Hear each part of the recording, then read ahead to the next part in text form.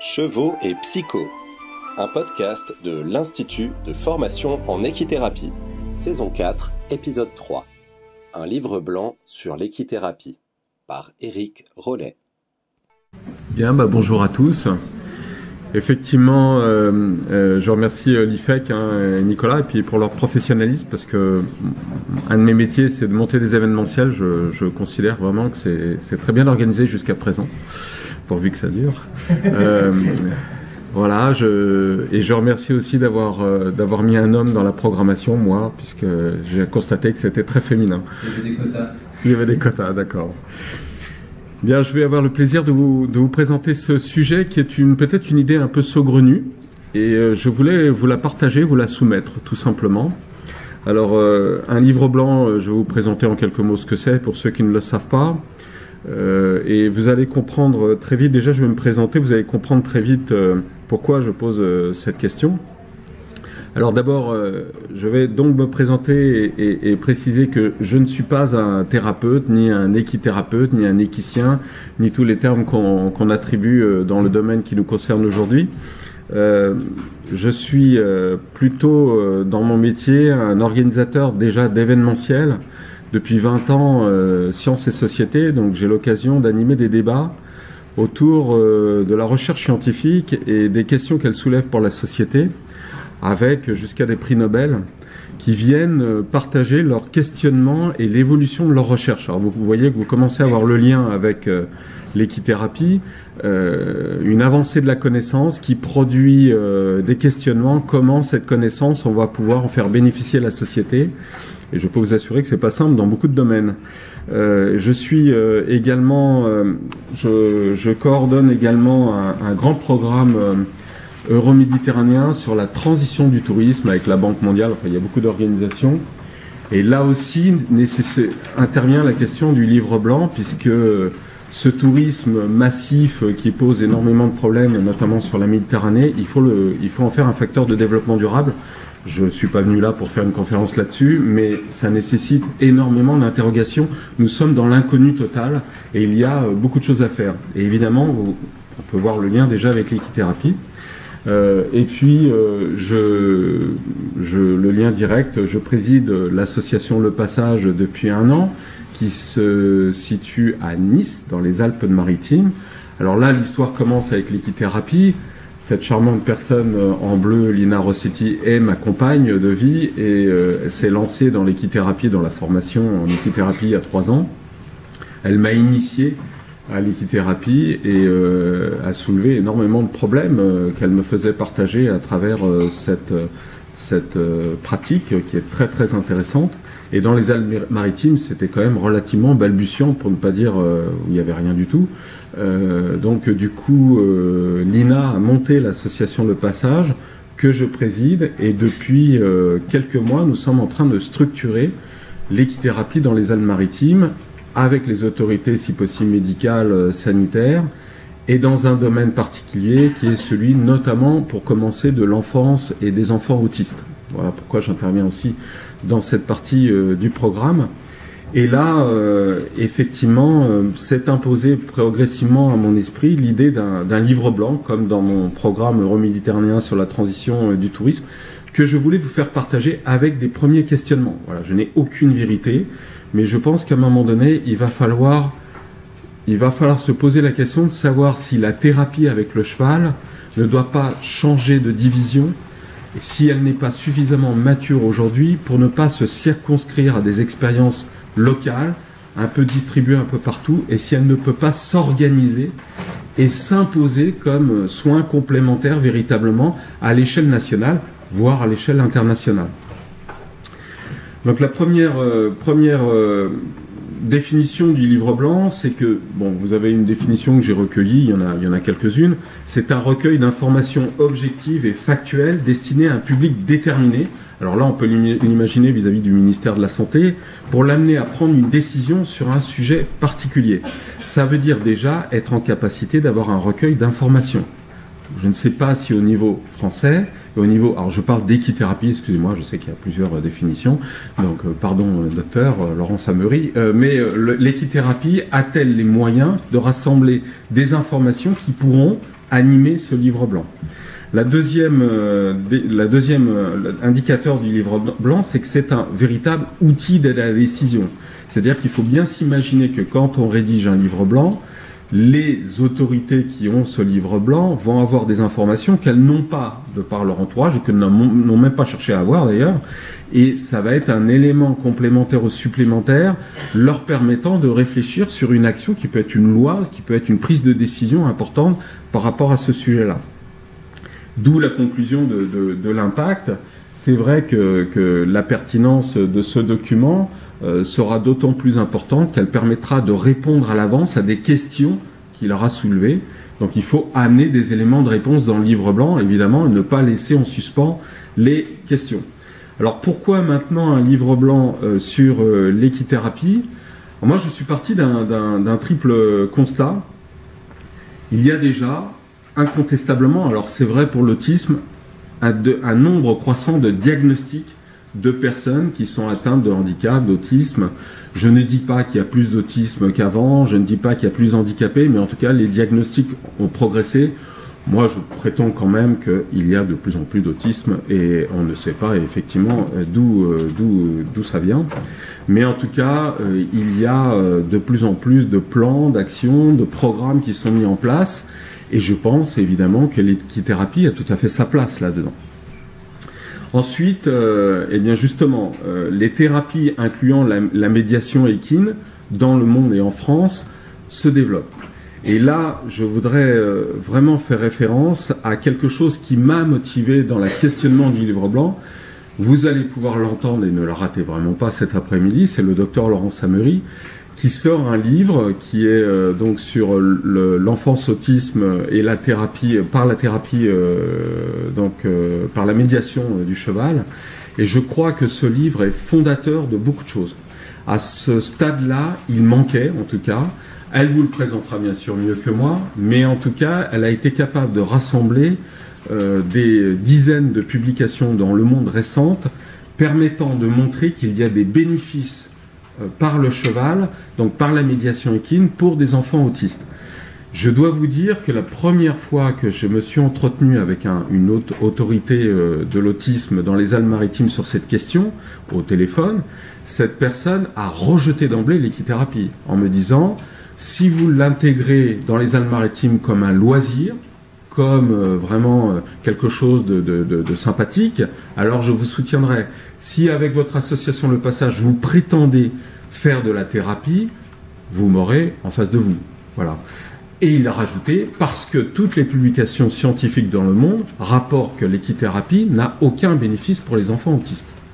C'est franchement, j'aimerais bien les avoir, parce que je ne les ai pas. Je vais réclamer, il ne me les a pas envoyés. Mais ça a été déclencheur aussi pour moi, parce que cette idée reçue, elle est quand même, je pense, assez répandue parmi les autorités. Et on a vu tout à l'heure dans l'exposé chez les militaires que c'est le bof, quoi. Voilà, bon, il y en a qui se la pètent encore en mettant thérapie derrière Iki. C'est comme le développement durable, vous voyez, on met du durable un peu partout. Je pense que non. Et quand on a des travaux comme ceux du docteur Amery et d'autres, bien sûr, qu'elle fait converger, les siens propres, je crois qu'on a la chance d'avoir quand même une belle ressource pour travailler et au niveau d'un livre blanc et de se coordonner tous ensemble pour monter quelque chose. Voilà. Et le troisième constat qui part du livre blanc, c'est le fait qu'incontestablement la structuration à l'échelle nationale de l'équithérapie manque. Alors l'IFEC, il y a des organismes de formation tout à fait intéressants, et l'IFEC bien sûr en fait partie, sinon je vais me faire virer, donc je ne peux pas dire le contraire. Non, mais en tout cas c'est tout à fait intéressant. Mais au niveau, à l'échelle nationale, qui fait quoi? Comment? Quelles sont les limites de tout ce qui se fait au niveau opérationnel sur le terrain? Est-ce qu'on partage avec l'étranger? Comment les Allemands, les Suisses, les Américains travaillent, les Israéliens? Dans quel domaine? Voilà, tout ça, on est quand même complètement dans l'inconnu. Alors pour moi, je pose 3 enjeux, il y en a peut-être d'autres, mais le premier, c'est commencer par s'entendre sur la définition de ce qu'on appelle équithérapie, parce que là j'ai rencontré quand même différents types de définitions, et bien discriminer son champ d'action. Est-ce que l'équithérapie peut intervenir sur le bien-être personnel, jusqu'à quoi? L'autisme, quel type de handicap? Quel type de handicap ne peut pas répondre à l'équithérapie? Moi, je n'en sais rien. Et j'aimerais bien le savoir. Et j'aimerais bien que les autorités, quand elles seront informées, soient bien informées à ce niveau-là. Et je ne suis pas certain qu'on soit tous d'accord dans la salle sur rien que ce premier enjeu.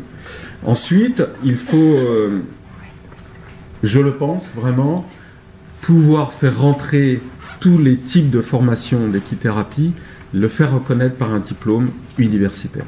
Je pense que là aussi, ça veut dire augmenter en crédibilité par rapport à l'équithérapie, mais c'est lui donner une sorte de reconnaissance qui a ses défauts, mais qui aurait ses avantages et qui permettrait d'homogénéiser aussi les types de formations, ce qui ne retire rien à ce qui se fait, encore une fois, de manière privée, mais je pense que cette reconnaissance sera importante pour les autorités politiques. Enfin, je pense qu'il faut absolument que tous ceux qui pratiquent la médiation avec le cheval dans la thérapie puissent travailler ensemble, s'organiser et s'appuyer sur des expériences qu'ils puissent partager. C'est, je vous assure, des axes qui ressemblent beaucoup à ce que je monte au niveau international avec la transition du tourisme. C'est apprendre déjà à travailler et reconnaître ses limites. Vraiment. On n'a pas de vérité dans ce domaine, c'est balbutiant, c'est formidablement intéressant. Il y a vraiment des choses intéressantes. Lina, qui vous présentera ses travaux, a commencé de manière très très concrète depuis 2 mois, avec des résultats qui dépassent tout ce qu'on pouvait espérer. Je dois dire que je suis le premier critique de ce que fait Lina. Je suis très attentif et je suis aussi assez médusé par rapport au retour des parents et des enfants qu'elle a, déjà qui ne sont que autistes. Hein, donc vraiment pas les cas les plus faciles non plus, avec un spectre autistique très très large. Hein. Et ça, je crois qu'on en parlera plus tard dans le programme. Donc, les 3 problématiques, ça, c'est ma formation Sciences Po, mais c'est comment mutualiser les expériences en équithérapie et dans quel but? Comment on fait pour rassembler toutes les expériences, toutes les données qu'on a, y compris à l'international, et pas seulement en anglais, mais aussi pour les Français, les francophones qui ne parlent pas anglais, parce qu'il existe déjà des choses, mais est-ce que des gens qui veulent se lancer dans la thérapie avec le cheval en France peuvent bénéficier d'une base de données, puissent s'appuyer sur des expériences reconnues en France? Voilà. Et puis pourquoi faire tout ça? Deuxième question, je suis désolé parce qu'il y a un décalage entre l'écran et je regarde. Donc, comment organiser les équithérapeutes et accroître la crédibilité du secteur? Voilà. Comment on organise ça? Est-ce que c'est une association? Est-ce que c'est une fédération? Est-ce que, voilà, toutes ces questions-là qui se posent, et ça n'existe pas actuellement, à ma connaissance. Quelle perspective d'évolution des pratiques d'équithérapeutes? Voilà. On est à un niveau de pratique. Je crois que tout le monde pratique un petit peu suite aux formations qu'il a eues. Il y a plusieurs types de formations, donc pratique sa méthode, son évaluation quand il y en a, et c'est pas souvent le cas si j'ai bien compris. Est-ce qu'on peut imaginer rassembler ça et co-construire ensemble quelque chose de cohérent? Alors les 3 réponses que je propose, c'est qu'il faut absolument aujourd'hui exploiter les avancées, les développements du numérique, du web. On ne peut pas se passer aujourd'hui du web. Et je vous assure que j'ai le téléphone le plus ancien qui puisse exister, que j'ai énormément de balles sur l'informatique. Je suis entouré, c'est vrai, dans mon travail de beaucoup de geeks, mais je ne comprends rien ce qu'ils me racontent d'ailleurs, mais en tout cas, j'ai bien compris que les potentiels sont énormes. Vous voyez bien que l'économie collaborative entre en scène, qu'elle bouscule les institutions dans beaucoup de secteurs économiques. Aujourd'hui, Airbnb, par exemple, dans le tourisme, qu'on aime ou qu'on n'aime pas, a complètement envahi le champ du tourisme. On ne peut plus se passer de ça. On a aujourd'hui des potentiels très très simples et faciles et pas chers d'accès. Il faut qu'on puisse avoir le moyen de savoir qui fait quoi à droite et à gauche et rassembler des données sur Internet. Déjà, c'est une première base d'information. Voilà le livre blanc, ce que je propose encore une fois, de ce qui puisse avancer. Ensuite de ça, l'idée de créer un syndicat. Bon, c'est vrai que j'ai pu discuter avec des gens comme Nicolas, mais l'idée de cette structure, de répondre à ce deuxième défi, comment organiser les équithérapeutes. Est-ce qu'on peut imaginer, sans s'étriper, monter une organisation, alors un syndicat ou un autre mot, quelque chose qui puisse fédérer, et à partir de cette organisation, que les nouveaux candidats, que les gens qui vont être incités à se lancer dans l'équithérapie puissent se référer à cette structure et que les institutions, le gouvernement, notamment les autorités sanitaires, puissent également s'appuyer sur quelque chose en France et puis à l'étranger, qu'on puisse aujourd'hui se tourner vers une structure qui puisse être référente et qui ne soit pas en train de dire c'est moi qui détiens la vérité, c'est pas l'autre, etc. Pas facile, hein, mais en tout cas, on peut imaginer essayer d'apporter un début de réponse. Et puis je le crois vraiment, bon, évidemment, je suis un peu influencé par l'INA, mais je crois vraiment, c'est vrai dans d'autres secteurs, qu'il faut être capable d'avoir une grille d'évaluation commune. Je pense ça devient intolérable. Je vous assure que j'ai rencontré des gens qui pratiquent, qui prétendent pratiquer l'équithérapie, qui disent, moi j'ai eu une réponse d'une personne, notamment dans le Sud, qui m'a dit, j'ai pas besoin de grille d'évaluation, ça se sent, les progrès. Mais alors le ça se sent au niveau ministériel, si vous voulez, ça va pas le faire du tout. Et puis le ça se sent, ça reste très très subjectif. Donc je reconnais que ça a ses limites, une grille d'évaluation. Mais si on pouvait se mettre d'accord sur une base de grille d'évaluation, à partir de laquelle on peut analyser un minimum de progrès chez les patients qui pratiquent la thérapie avec le cheval, ça serait bien. Comment, je ne sais pas. Sur quel type d'indicateur, je n'en sais rien. En tout cas, Lina a travaillé déjà et elle vous le présentera sur quelques idées. Je crois que ça serait très intéressant que ce livre blanc puisse intégrer cet enjeu-là. Voilà, donc là je vais faire très court, j'ai terminé. Donc à travers ça, je pense que nous pouvons imaginer, alors je reviens à ma première casquette professionnelle, imaginer monter un événementiel fin 2018 permettant de réunir déjà des experts à l'international sur Paris, à la capitale. J'en ai parlé avec Nicolas, donc il est tout à fait intéressé pour le moment. On est en train de voir pour monter un groupe de travail. Je pense que, d'après ce que j'ai vu, nous sommes suffisamment matures pour pouvoir apporter des données aux politiques, à d'autres experts dans d'autres secteurs de la recherche, au monde médical, pour leur montrer que l'équithérapie, c'est pas du bazar marginal au coin du feu, c'est vraiment quelque chose qui réunit suffisamment d'informations, d'éléments, et qui mérite de converger à travers une réunion en France, pas que chez les anglophones, en France, pour pouvoir interpeller les autorités différentes sur les progrès, ses limites. Hein. Je veux dire, on n'est pas là pour dire qu'on a trouvé le Graal, mais en tout cas qu'il y a suffisamment de motifs pour avancer avec l'équithérapie. Ensuite de ça, je crois qu'il est incontournable, je vous le disais, de cofonder, je dis bien co à chaque fois, hein, c'est du collaboratif, une base de connaissances qui puisse être alimentée par les expériences des uns et des autres, et puis par toutes les recherches qui sont faites à travers le monde, et de monter nous aussi un observatoire en France qui pourrait non pas juger les personnes qui pratiquent l'équithérapie, mais au contraire rassembler les progrès et les limites, c'est très important encore une fois, qui sont source de progrès, de ces personnes qui pratiquent sur le terrain. Voilà, et là, je crois qu'il y aura un vrai travail très intéressant à faire. Enfin, il faudrait évidemment être capable d'être entendu par les autorités politiques et notamment sanitaires. Écoutez, il me semble qu'il y a une actualité récente où il y a eu quelques changements au niveau de la France, au niveau politique. C'est peut-être l'occasion d'aller voir et d'aller rencontrer ceux qui vont s'installer à ce niveau-là et qui vont pouvoir nous entendre, ou en tout cas entendre les personnes qui se présenteront, pour pouvoir aller leur présenter les avancées qu'on puisse partager. Voilà, donc je pense que j'ai fait le tour. La vision 2020, elle est représentée très très prétentieusement ici, mais pour ceux qui me connaissent, c'est-à-dire personne dans la salle, mais quand même quelques-uns, il y a des choses qui peuvent être mises en place si on travaille de manière intelligente et collective. Ça ne reposera absolument pas sur mes épaules, je ne suis même pas sûr de pouvoir m'impliquer beaucoup, mais en tout cas je peux aider à co-construire ce type d'enjeu et voyez au final d'avoir du côté de la recherche des programmes, des étudiants, des doctorants qui puissent, au vu de ces données, se lancer et améliorer, enrichir tout ce qu'on peut apporter. Du côté des thérapeutes, avoir un encadrement, un diplôme et pouvoir se lancer aussi. Il y a une demande énorme. Je peux vous assurer, l'INA commence à être dépassée. Il y a une demande énorme dans ce domaine et c'est inquiétant. Parce que n'importe qui peut s'attribuer équithérapeute aujourd'hui et dire « je vais faire de l'équithérapie ». On a eu un article dans Nice Matin qui est paru récemment en lançant une campagne sur l'équithérapie, c'était de l'équitation adaptée. C'est pas la même chose, c'est très bien l'équitation adaptée, mais c'est pas de l'équithérapie. Donc il y a une grande confusion. Voilà. Et du côté de la société civile, comme je viens de le dire, d'avoir une réponse à cette demande et d'apporter quelque chose de structuré.